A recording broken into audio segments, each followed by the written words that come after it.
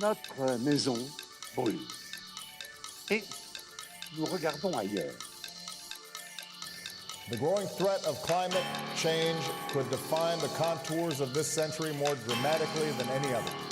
En dépit de tout ce qu'on peut vous raconter, les mots et les idées peuvent changer le monde.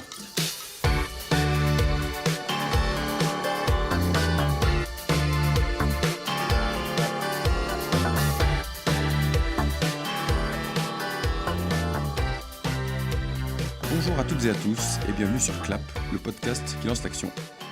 Dans notre enquête pour comprendre le rôle de l'être humain dans la transition écologique et sociale, nous avons participé récemment à un atelier fresque du facteur humain. Et pour creuser le sujet avec vous, on a décidé de demander à Jérémy Dumont, un des cofondateurs de l'atelier, s'il était prêt à venir échanger avec nous. Bonjour Jérémy, est-ce que pour commencer, tu pourrais te présenter en quelques mots et nous donner tes occupations principales dans la vie ? Alors, j'ai plusieurs vies et c'est ça qui est difficile lorsqu'on est engagé. En général, je me présente comme planeur stratégique, c'est-à-dire c'est un métier qui consiste à capter les tendances sociétales et les traduire pour les entreprises au niveau de la politique RSE, au niveau de l'innovation produit, ou aussi au niveau des transformations qui sont à réaliser au sein de l'entreprise pour s'adapter à ce contexte. Ensuite, j'ai fondé Nous sommes vivants, qui est une association qui porte la transition écologique dans les entreprises au niveau de l'innovation et de la transformation. Et à côté de ça, j'essaye d'influencer autant que je peux les gens dans les entreprises, dans la société, autour des sujets de l'écologie. Est-ce que tu peux nous raconter comment tu en es arrivé à être sensibilisé aux enjeux du changement climatique ? Comment s'est passé ton cheminement personnel sur ce point-là ? Ce qui m'a amené à l'écologie, c'est un engagement politique en fait. À l'époque, j'étais pas très engagé et j'étais plutôt mouvance socialiste. Et j'essayais de voir comment m'engager en politique et je n'avais pas ressenti le déclencheur. Il y a eu à un moment donné la déchéance de nationalité en France et ça a été pour moi un électrochoc. J'ai senti que les valeurs de la gauche, d'humanisme, étaient en perdition et je me suis demandé si ce n'était pas à moi, comme à d'autres personnes, de s'engager. Et plutôt que de m'engager côté Parti socialiste, je me suis engagé auprès d'Europe Écologie Les Verts, parce qu'à ce moment-là, il y a Julien Bayou qui voulait refonder le parti écologiste et qui voulait, entre guillemets, hacker le parti pour en faire un parti plus démocratique en interne et plus aussi connecté à la société civile. Et donc, je me suis engagé auprès d'Europe Écologie Les Verts. En revenant de vacances, il y a un ami qui me dit « Oui, ça a beaucoup bougé ». Nicolas Hulot a démissionné, c'était en 2018. Il y a une grande manif. On est tous choqués par le fait qu'il ait dit que le gouvernement français n'était pas assez mobilisé sur les sujets du climat. Je me suis retrouvé dans une session de pancartes. On fait souvent ça avant, on prépare nos pancartes avant d'aller manifester. Et là, j'ai créé Unis pour le climat et j'ai réuni les personnes qui ont par la suite organisé les manifestations climat pendant un an. C'est un concours de circonstances très opportuniste, mais c'était un mouvement qui était diffus et il se trouve que j'ai fait un appel pour organiser la prochaine manif climat juste à la suite de la première manif climat et les gens se sont désignés et sont venus. Et par la suite, le mouvement a pris son essor et Unis pour le climat est resté comme une entité parmi plein d'autres ultra puissantes à organiser ce mouvement. Et ça a été une année entière de mettre les gens dans la rue, se mobiliser, élever la prise de conscience en France que c'est un enjeu majeur. Et des fois avec des interrogations du type mais au fait, qu'est-ce qu'on attend du gouvernement concrètement ? Lors de la dernière manif, il se trouve justement que j'ai eu une notification, je crois, d'un réseau social pour me rappeler ce qui s'est passé il y a 4 ans. Il y a eu la dernière marche climat à cette période-là, il y a 4 ans, et je suis la personne qui a écrit les revendications. C'est-à-dire que j'ai pris toutes les revendications des syndicats, des partis politiques, des mouvements citoyens, j'en ai fait la synthèse, j'avais fait un document de 50 mesures et je me suis retrouvé à les distribuer dans la manif pour dire au gouvernement, voilà, vous en êtes là aujourd'hui, nous on aimerait rentrer jusque là. Et je suis assez fier d'avoir fait ça. D'accord. C'est long. Non, c'est parfait. Non, c'est trop bien. Et mais est-ce qu'on peut revenir sur Unis pour le climat? Aujourd'hui, ça en est où et quelles sont les activités de cette organisation? On continue. J'ai un peu dévié. Mais... Ok. Unis pour le climat, aujourd'hui, ça continue. Moi, j'ai vécu, après une année intense de mobilisation, déjà un peu de fatigue. Et puis, j'ai senti que le mouvement tombait, le mouvement, c'est-à-dire les personnes qui organisent des marches climat tous les mois, tous les 2 mois, s'essoufflaient et tombaient dans des débats internes sans fin, où, en fait, on passait beaucoup de temps sur les petites choses qui nous divisent, en oubliant les grandes choses qui nous rassemblent. Et le mouvement aussi s'était un peu cristallisé du fait que finalement le gouvernement ne répondait absolument pas à rien. Et donc certaines personnes disaient que ce n'était pas la bonne façon de procéder. Donc c'est vrai que c'est difficile dans un monde démocratique de se dire qu'il y a des gens dans la rue qui disent qu'ils attendent quelque chose, qu'ils disent que ça ne va pas assez vite, que ça ne va pas assez loin, et le gouvernement dit finalement on ne comprend pas, ou ça ne nous intéresse pas, en tout cas on ne donne pas suite. Qu'est-ce qui nous reste en fait comme mesure, en fait, comme moyen d'action? Et donc une grande partie du mouvement est partie dans des actions non violentes, et on voit qu'aujourd'hui le mouvement s'est encore plus crispé dans des actions, on va dire éclairs ou chocs, qui arrivent à passer outre le maillage des médias. Mais Unis pour le climat continue avec les autres collègues sur Facebook et dernièrement ils ont encore organisé une marche, je crois le 10 mars, qui s'est inscrit dans la séquence des retraites. Et ce qui est très bien aussi, c'est que le mouvement climat s'est inscrit dans un mouvement plus global, sociétal, mais aussi de changement de société, avec cette idée de changer le système, quoi. Pour revenir un petit peu sur le volet changement climatique, selon l'ADEME, 22% des Français pensent que le changement climatique est d'origine naturelle. Est-ce que tu penses que nous sommes aujourd'hui en France assez sensibilisés sur ces questions? En France, on est assez sensibilisés aux enjeux climatiques, comparé à d'autres pays en Europe, et là j'étais aux États-Unis. Donc en France, la prise de conscience qu'il y a un changement climatique est assez grande, et il y a une grande majorité des Français qui relient ça aux activités humaines. Donc, je ne pense pas je pense que justement les marches climat dont on parlait juste avant ont vraiment augmenté le niveau de la prise de conscience en France. On a su transmettre ça aux pays européens, et l'Europe commence à prendre vraiment la mesure de la chose, et les différents décideurs ou porte-parole de l'Europe, souvent d'ailleurs, renvoient à la France ce qui lui revient dans cette démarche-là, en disant qu'il faut aller encore plus loin. Et on a été plusieurs fois épinglés pour notre inactivité climatique. Donc à la fois on est porteur d'espoir et on patine un peu dans les actions à mener. Alors, aux États-Unis, l'ère Trump a été difficile, et maintenant là ça commence à rebouger à nouveau, et la sensibilité climatique augmente. Et ce qui est intéressant avec le climat par rapport à d'autres enjeux, c'est que chacun d'entre nous peut le ressentir dans le changement de température, dans les catastrophes qui arrivent à notre échelle ou à l'échelle du pays ou du monde. Et donc, c'est quelque chose d'assez sensible finalement. Donc, je pense que la prise de conscience est grande. Et ensuite, la question, c'est qui doit faire quoi, et la plupart des gens disent c'est au gouvernement d'agir. Le gouvernement dit non, c'est aux entreprises d'agir, les entreprises disent non, c'est aux consommateurs d'agir. Donc on est dans une sorte de triangle de l'inaction où chacun se reporte la responsabilité de faire quelque chose, et on n'est pas dans une collaboration, dans une dynamique collective. C'est ce que j'avais souhaité faire avec Unis pour le climat, c'était ça à l'origine, mon idée et celle de François, c'était de réunir l'ensemble des parties prenantes de ces enjeux-là. Dans une course contre la montre, il fallait bien agir de front, quoi. Aujourd'hui, force est de constater qu'on est encore chacun dans son précaré et se renvoyer les responsabilités. Il n'y a quand même que 25% on va dire la masse du problème qui est sur les épaules des individus. 75% revient au gouvernement, aux entreprises, qui sont les plus émetteurs de gaz à effet de serre.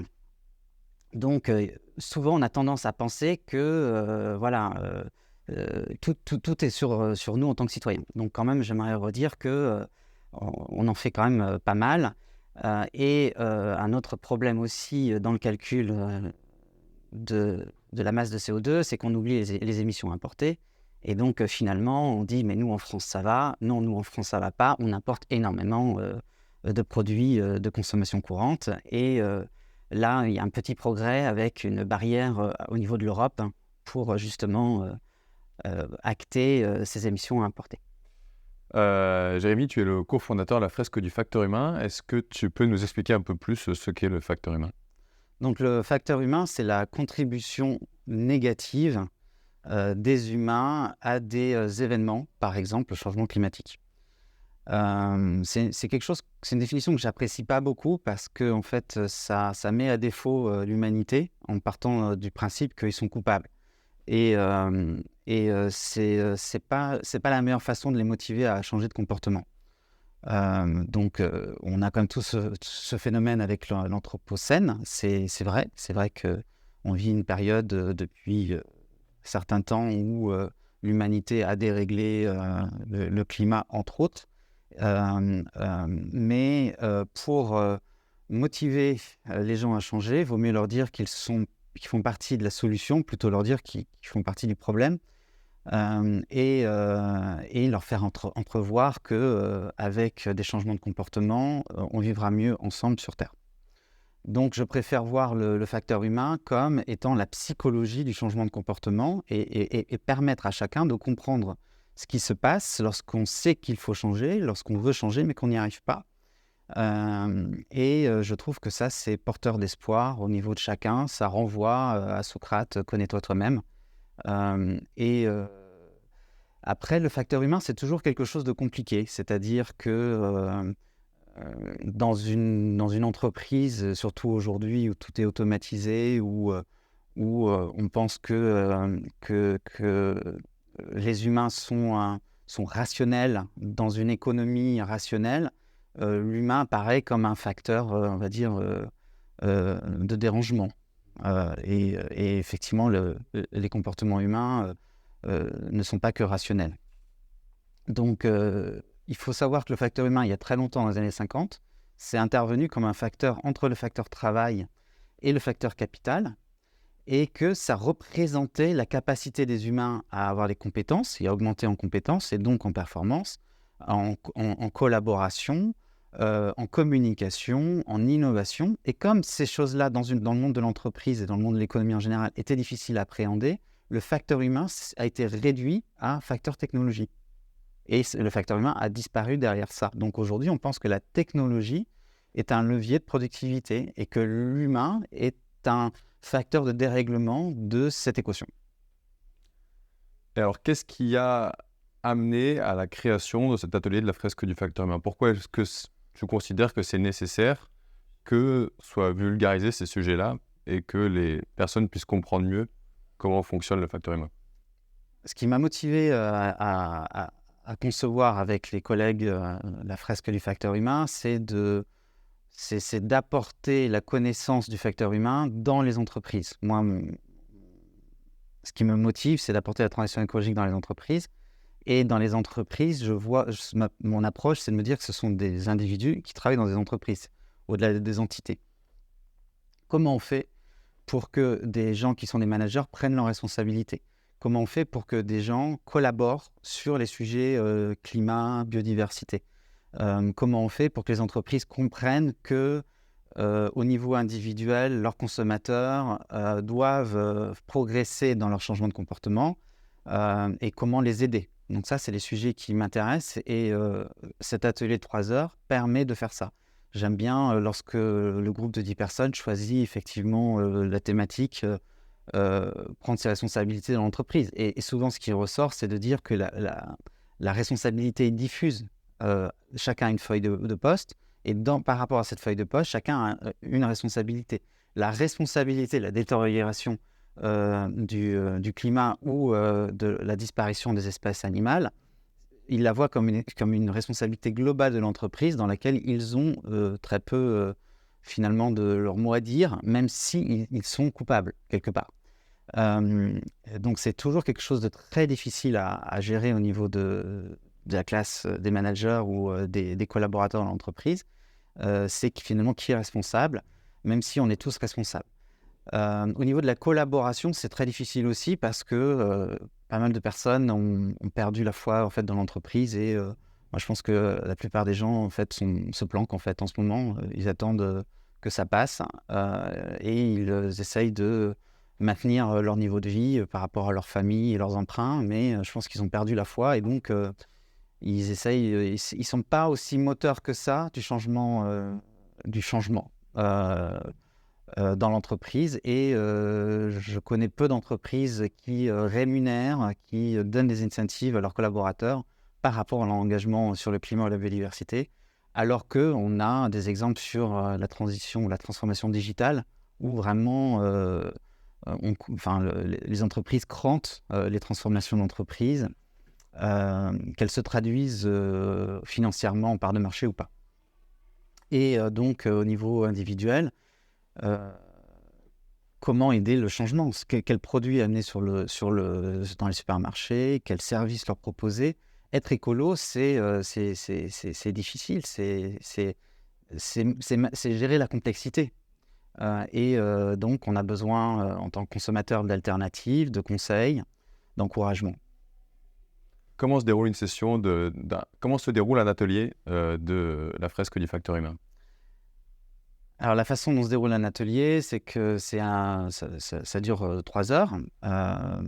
J'explique aux gens qui sont venus de façon volontaire travailler sur cette compréhension du facteur humain au niveau individuel et collectif, que c'est un atelier assez introspectif comparé à d'autres fresques, puisqu'on va partager notre vécu, et voilà, et ils choisissent le sujet. Donc, le sujet, ça peut être prendre ses responsabilités, ou être soi,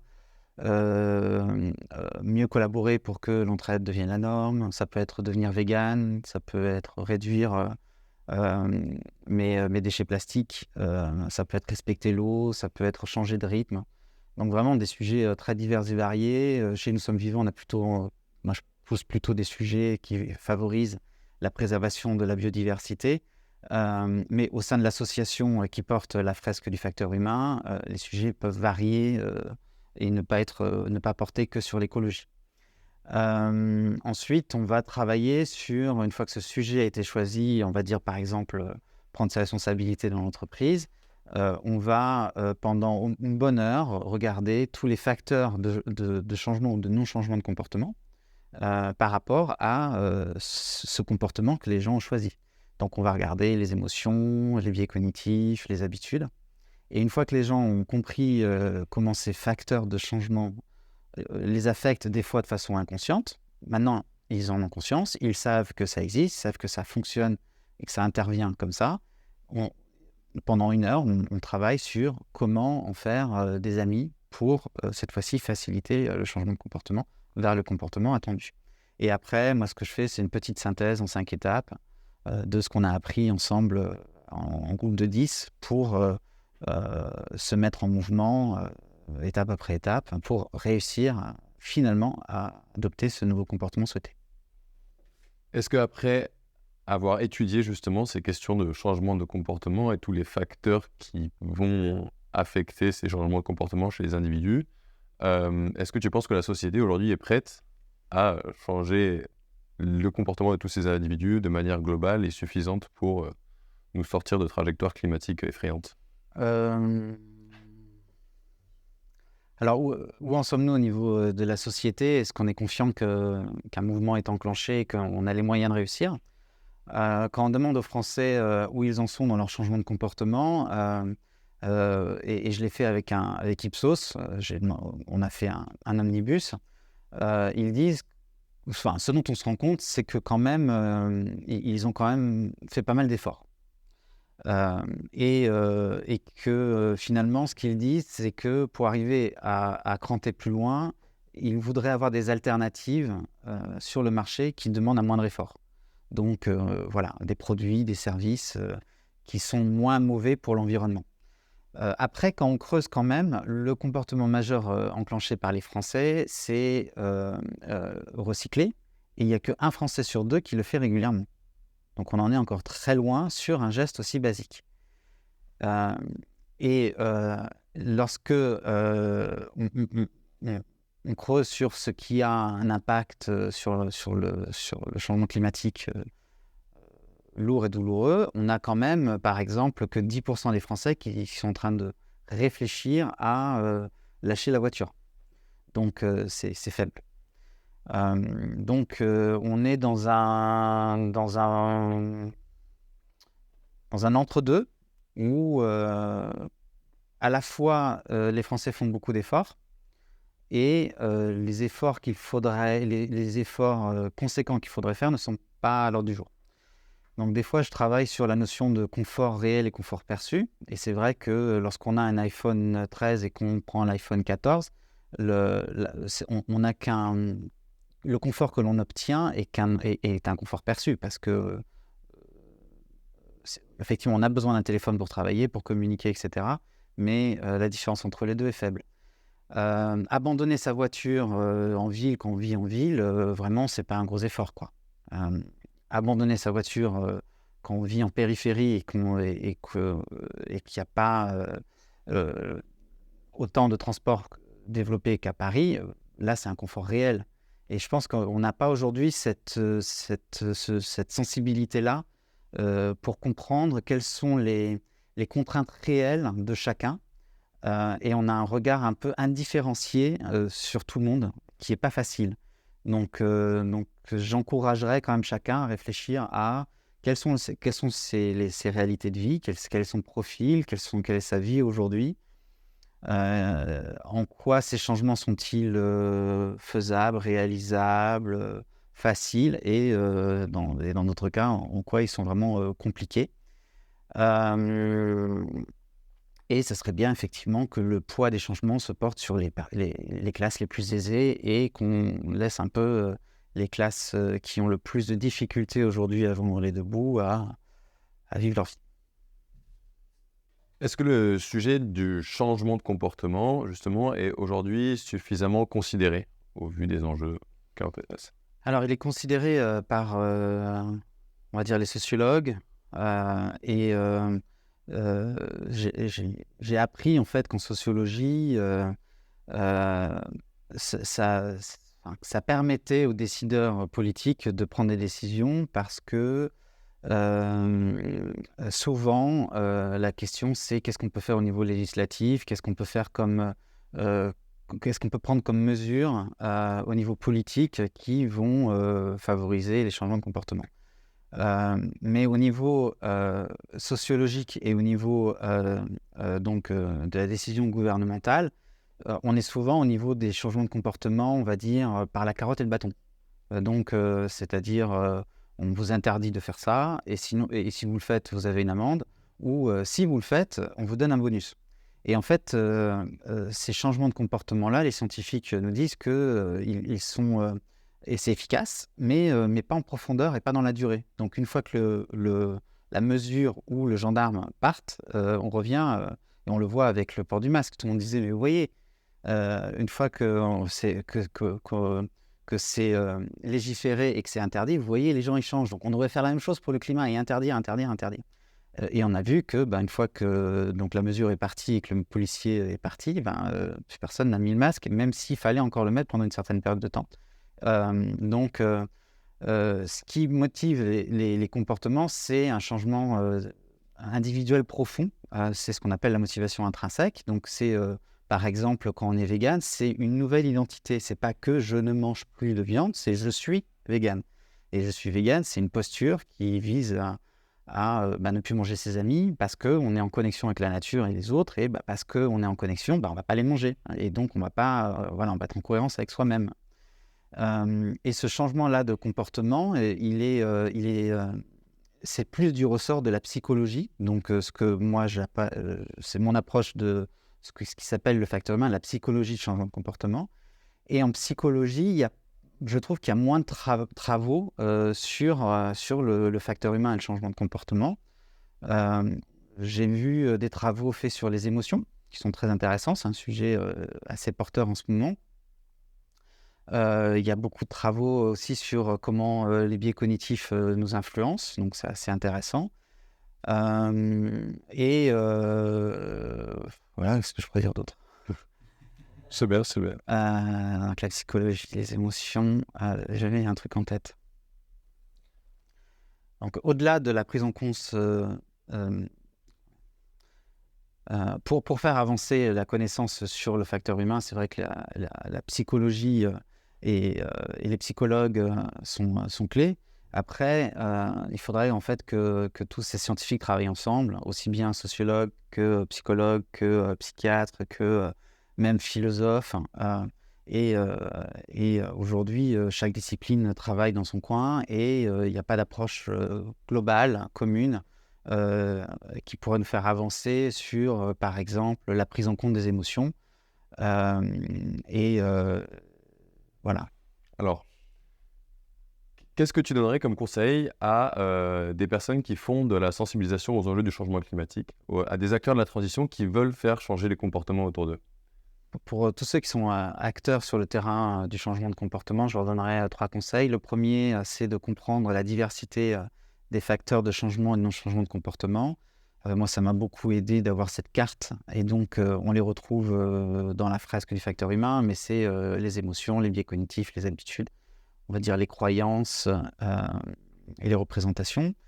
Et c'est vrai que c'est une grande variété de facteurs qui sont souvent inconscients. Et si les gens n'arrivent pas à changer, c'est pas parce qu'ils sont cons, c'est parce que il y a des facteurs inconscients qui agissent contre eux et ça demande un peu de compréhension.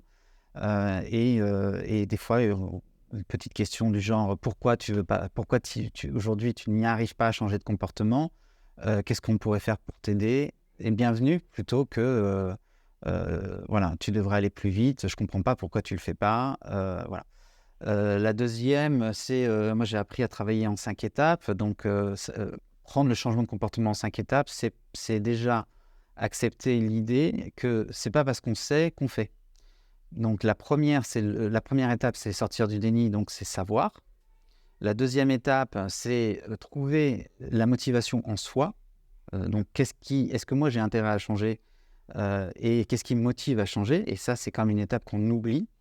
La troisième, c'est établir sa propre stratégie de changement. Donc, un individu pour changer a besoin de rencontrer des personnes qui ont déjà fait le cap, qui ont déjà passé le cap, qui ont réussi, de lire, de se renseigner et d'adapter eux-mêmes une stratégie qui correspond à leur profil, en fait. Et donc, voilà, c'est comme ça qu'on sait, qu'on veut, qu'on anticipe et qu'on prépare, et après, en fait, on passe à l'action. Et une fois qu'on est passé à l'action, qui est la 4e étape dans cette échelle de 5, de Prochaska et Di Clemente, c'est en fait en faire une habitude. Et des fois, effectivement, vaut mieux faire des petits pas qu'on arrive à répéter dans le temps pour que ça devienne une habitude, mais en tout cas, c'est important. Et enfin, il y a le facteur social qui est très important, surtout dans la dernière étape, c'est on a besoin d'être soutenu par nos pairs, parce que changer de comportement, c'est changer d'identité, c'est souvent changer de cercle d'amis aussi. Et donc, on a besoin de soutien social de nos amis, de notre famille et de nos proches ou de nos collègues, parce que c'est un moment où finalement on se retrouve un peu seul entre deux eaux. Un dernier point pour les gens qui sont sur le terrain, c'est que finalement, plus on parle de facteurs humains, plus en fait les gens qui sont impliqués sur le sujet deviennent, plus le sujet devient, électrique au niveau même de l'équipe. Donc, en fait,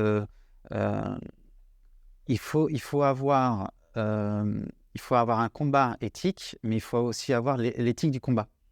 Donc, si on fait du changement de comportement sa priorité individuelle et collective, il faut savoir soi-même aussi prendre le temps de demander à chacun tous les matins comment ça va et prendre le temps de prendre soin des uns et des autres, parce que finalement, ce sujet-là, augmente le niveau de conscience au niveau de l'équipe. Et si on ne laisse pas de zone d'accueil des émotions, des tensions, des jugements, ça devient vite explosif. Tu expliques bien ce qui entre en compte dans un changement de comportement au niveau individuel. Mais du coup, qu'est-ce qu'il en est au niveau d'un changement de comportement de plusieurs individus au niveau d'une société?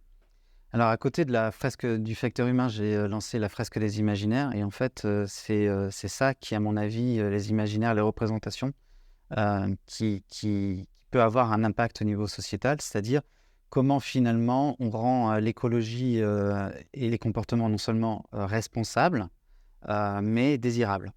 Donc en fait, il y a un gros enjeu aujourd'hui de faire en sorte que l'écologie se traduise en mode de vie désirable. Et c'est ça qui, de mon point de vue, enclenchera la transition écologique à grande échelle. Donc jusqu'à présent, on était sur être écolo, c'est ne pas manger de viande, ne pas prendre l'avion, ne pas avoir d'enfants, ce qui est une hérésie, et autres comportements. Et en fait, donc on est dans du renoncement. Certaines personnes réagissent à l'injonction de responsabilité assez bien parce que c'est dans leur schéma. La grande majorité des gens aujourd'hui souhaitent profiter, vivre leur vie pleinement, et voilà. Et il faut arriver à rendre l'écologie désirable. Donc, d'une part, il y a les entreprises qui doivent amener dans les supermarchés des produits qui sont des véritables alternatives. Donc, quand on a des baskets Veja par rapport à des baskets Nike, sincèrement, il y a très peu de différence, donc le changement de comportement est facile. Mais c'est plus largement rendre l'écologie désirable. Et donc, c'est déjà la présenter comme un mode de vie où il y a du plaisir. Par exemple, quand je fais la fresque Factor Humain, on me dit, mais sur un sujet d'être vegan, on me dit, ah, mais mon Dieu, moi, le barbecue, c'est important pour moi. Mais quand, dans le groupe, décide que le barbecue, c'est un moment de plaisir, de convivialité, ils sont OK pour finalement remplacer la côte de porc par un légume, quoi. Donc déjà dire que l'écologie c'est pas que du renoncement, c'est pas que austère, c'est au contraire un plaisir et du plaisir, et c'est trouver du plaisir dans les choses essentielles qui ont de l'importance et dont on profite, c'est un changement énorme.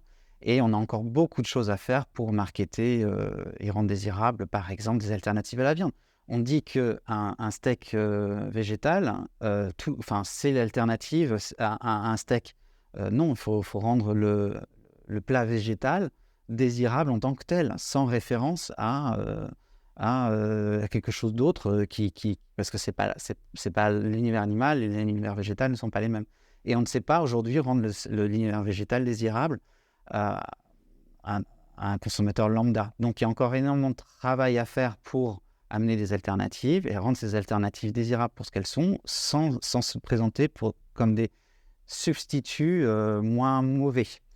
Donc là-dessus, il y a tout un mouvement en ce moment qui est sur les imaginaires positifs. Et donc il faut arriver à mobiliser les écrivains, les réalisateurs de films, les musiciens, tous ceux qui sont créatifs en fait, sur comment on peut imaginer demain, voilà. Et moi, de mon côté, avec la phrase des imaginaires, je passe 3 heures à faire, à la fin, des collages pour permettre à chacun de se projeter dans demain et se rendre compte que finalement, demain, parce qu'on sera plus en contact avec soi-même, parce qu'on aura plus d'échanges entre êtres humains, parce qu'on vivra en pleine conscience des écosystèmes, parce qu'on pourra agir sur notre territoire dans de nouvelles relations, eh bien, on sera plus heureux ensemble sur Terre.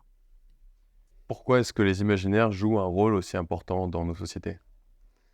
Aujourd'hui, c'est ceux qui sont responsables qui jouent un rôle de conviction auprès des autres sur des arguments rationnels. En général, ce qui se passe dans la société, c'est qu'il y a des trendsetters qui s'emparent de comportements, de modes de vie désirables et d'autres personnes qui suivent le mouvement. Donc, si on arrive à rendre désirable l'écologie, on va avoir des trendsetters qui vont s'en emparer. Et c'est ce que j'ai constaté à Los Angeles. Là, j'étais il y a encore 2-3 jours. Dans un magasin comme Iron, ils arrivent... là, on est à Venice Beach, hein, et ils arrivent en 4x4 après avoir fait un petit jogging pour prendre un smoothie. Et Et bon, ça sent l'argent. Et c'est un endroit de bien-être pour sa santé avec des produits bio, vitaminés, sains, etc. Mais ce que j'ai constaté, c'est que le mode de vie écologiste en France est trendy à Los Angeles. Et il est bien possible que ça enclenche les choses auprès de personnes qui trouvent que leur mode de vie est désirable. Donc ça, c'est les imaginaires qui jouent à plein. Et il faut arriver à trouver cet équilibre entre responsable et désirable et aussi avoir un mode de vie, on va dire, en cohérence. Parce que là, ce que j'ai constaté n'était pas toujours en cohérence. Dans la fresque des imaginaires, c'est ce qu'on travaille. On travaille la cohérence à travers le rapport à soi, aux autres et aux vivants. Et c'est un exercice qui permet à chacun de se dire, si je veux habiter sur Terre en 2030 puis en 2050, quand je me projette, qu'est-ce qui est important pour moi? Qu'est-ce qui est important en termes de relation avec les autres? Qu'est-ce qui est important en termes de relation à la nature? Et donc, il y a ce travail de mise en cohérence et on propose 4 imaginaires qui sont autant de relations différentes et autant de façons différentes aussi d'être écolo. Et après, on leur permet de travailler ça avec des collages images où ils se projettent et ils s'imaginent vivre en 2030 et en 2050.